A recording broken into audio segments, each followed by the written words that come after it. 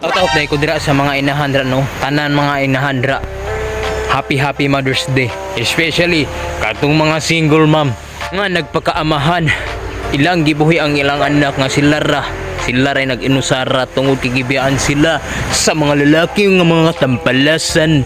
So salute sa inyo dira mga single mom no. San ba man ang ilang mga anak ng mga tampalasan kay dagko.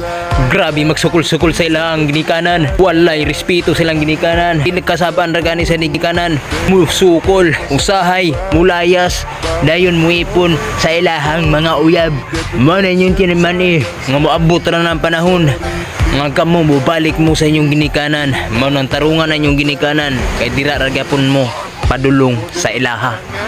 Mo na gingon nga ang katawhan, ang tingog sa katawhan, ang tingog sa kamaturan, ang tingog sa kahanginan. Maora ni timani bunaling silingan.